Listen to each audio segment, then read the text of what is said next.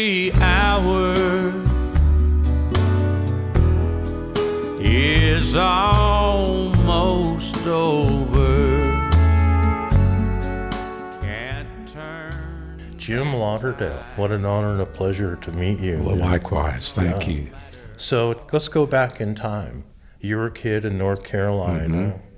Was music always a part of who you are? Yes, my mom was a choir director and taught music in schools. My dad was a minister, and he had a great voice, a big range, great bass singer, great tenor singer, very musical. His dad was also a minister, and they sang the Psalms, the Bible Psalms a lot. And that's where I got a lot of my melody sense, was from that. Were you in choir as a kid? Yes, yeah. And then hearing, just getting that ear training, and then when I was 7, after just loving music, and then when the Beatles came on Ed Sullivan, that harmony, the sound, the newness of it just transfixed me. And then a few years later, I got just obsessed with bluegrass music and country music, along with all the great rock and roll and soul that was going on. So that mixture of things these days we call Americana, you know, just kind of American roots music. Yeah. But yeah, music was always a big part of my life. And you literally were embedded in the heartland and the roots of Americana. Yes. You probably had neighbors, people in your town that were legends hanging out on their front porch. There were great pickers, and on TV too in Charlotte, well, before Charlotte, even in Troutman, and then when I was 13, when we moved, there was a great TV show, The Arthur Smith Show, and he had a terrific band, and they would play country and bluegrass, and there was a cowboy, Fred Kirby, had a show for kids, and he sang cowboy songs. Yeah, it was a real hotbed for music. Then when I was 14, I went for the first time to the Union Grove Fiddlers Convention up near where I was born, and that was my first bluegrass festival. So ever since then, I really have a special place in my heart for festivals. Did you ever play fiddle? I did get a fiddle when I got out of college. I moved to Nashville for about 5 months. And before I went to college, I was living in Chapel Hill, North Carolina for a couple of years.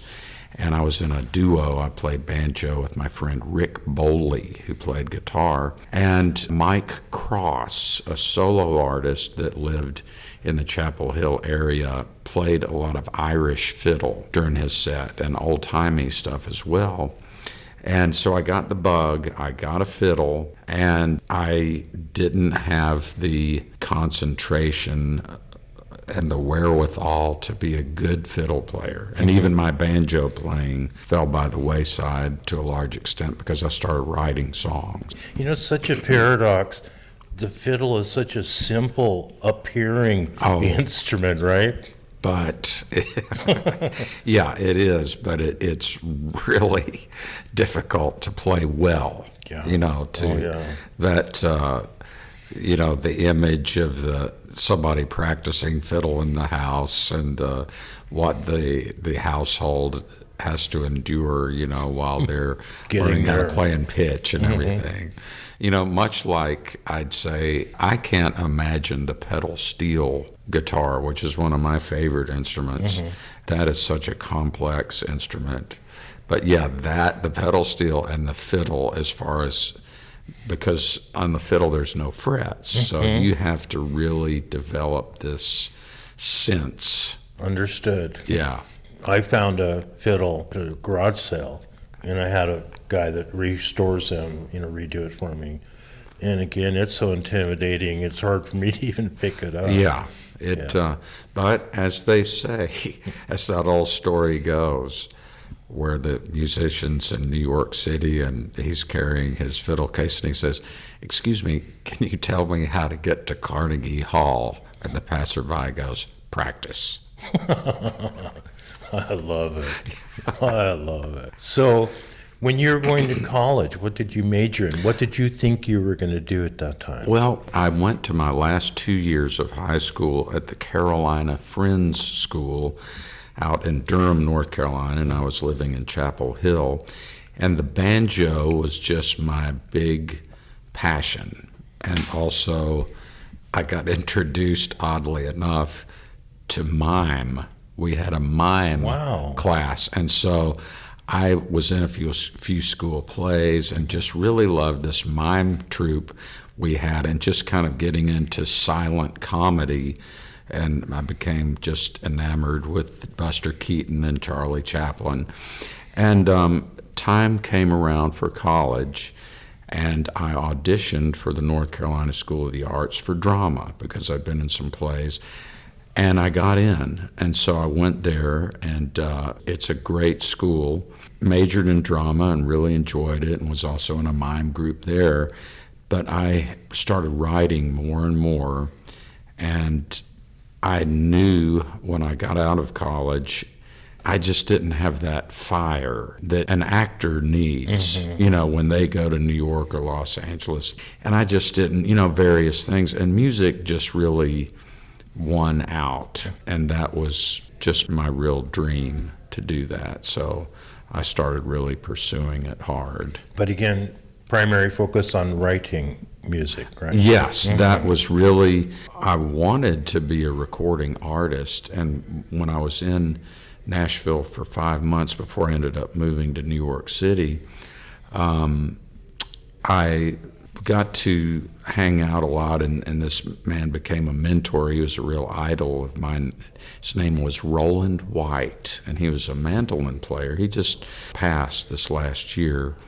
And his brother, Clarence White, was a real flat-picking guitar innovator, and they had a group called the Kentucky Colonels, and then Clarence went on and joined the rock group The Byrds in a later incarnation, kind of in a country-ish period. And then Clarence decided to leave the Byrds and just play bluegrass with his brother Roland, and he was tragically killed by a drunk driver out in California when they were loading up their car after a gig.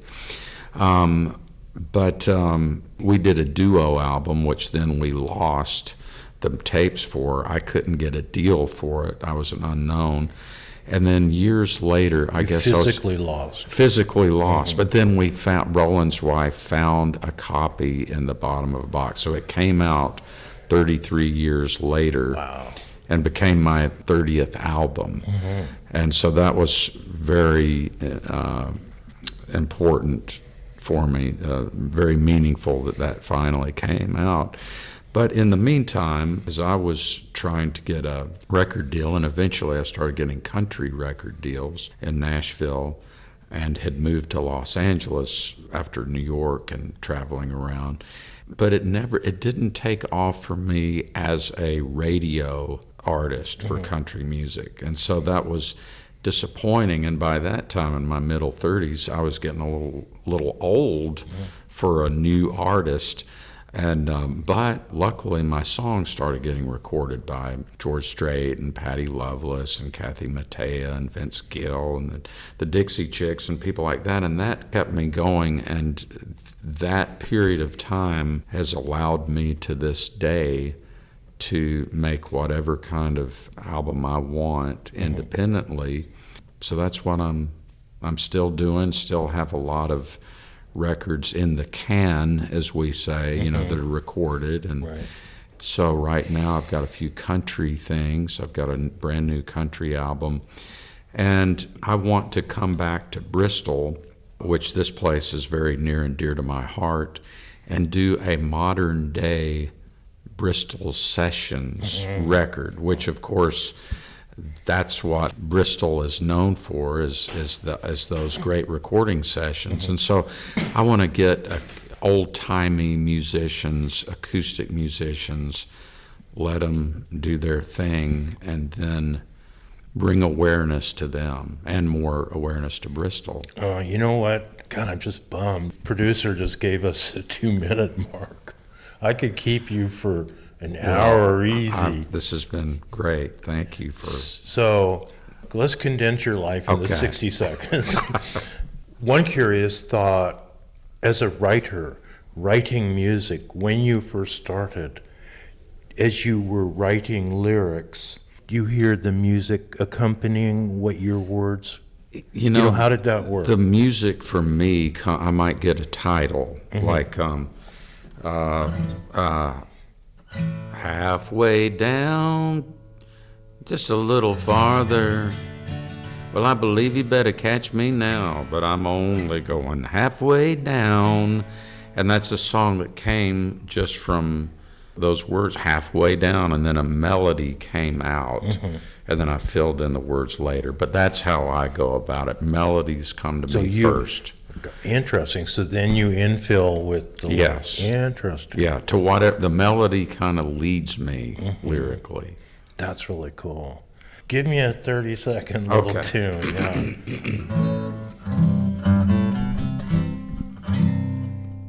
I've got a wishbone.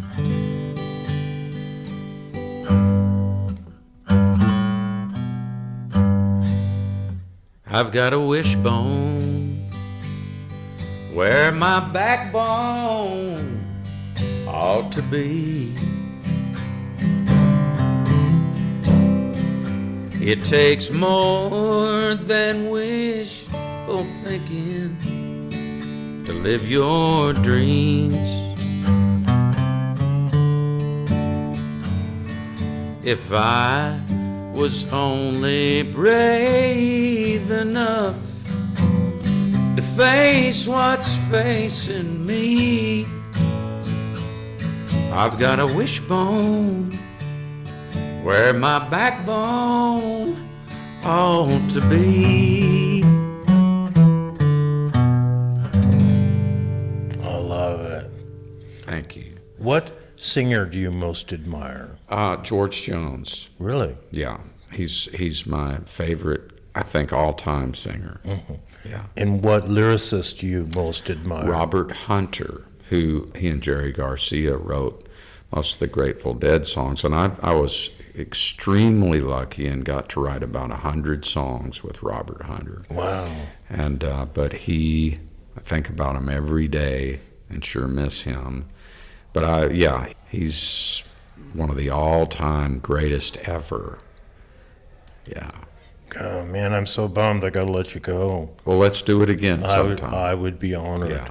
Yeah, I'd come see you in North Carolina. Yes, go please the back do. roads. Yeah, that'd be great. Yeah, and go see David Holt. Yes. Yeah.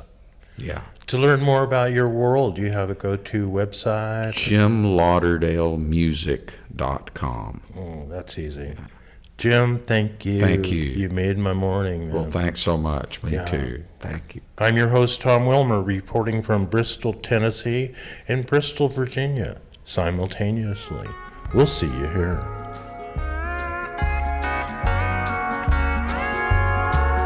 We landed here like scattered seeds with mighty hopes and mighty dreams. Came up from the same melting pot, and while we're here, we're all we've got. We'll have to cross the great divide where we all think we all are right. We seem to do that quite a lot, but while we're here, we're all we've got. We're closer than we think to almost care, and I'd give anything if we were almost there. It makes me cry and breaks my heart how we got torn so far apart. where we are now and where we're not. But while we're here, we're all we've got.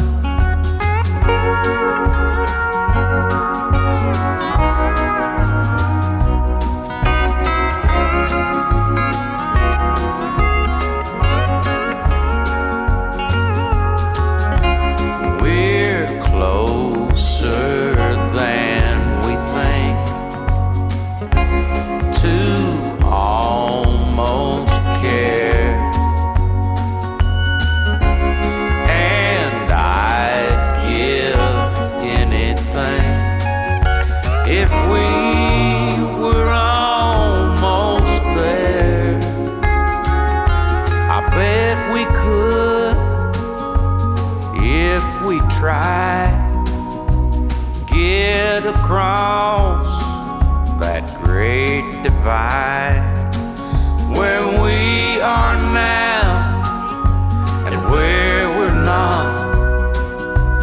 While we're here, we're all we've got. We can't forget, we're all we've got.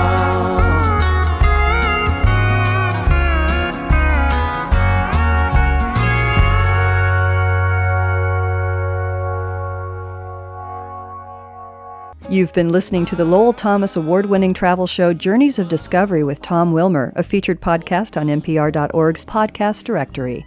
Produced by California Central Coast NPR affiliate KCBX. You are invited to subscribe to Journeys of Discovery with Tom Wilmer on NPR.org, NPR One, iTunes, and more than 20 other podcast channels around the world. To learn more about Tom Wilmer's journeys around America and the world, log on to thomaswilmer.com. This is Roseanne Cash, and I'm sitting here with Tom Wilmer on KCBX Radio. Please support your local NPR station. I listen to WNYC in New York, and in fact, NPR is all I listen to. If I didn't have NPR, I would feel like my lifeline to the world has been cut. So yes, please support your local NPR station. When you're blue, let's keep a running tab on the love that isn't through. I'll keep my heart open for you.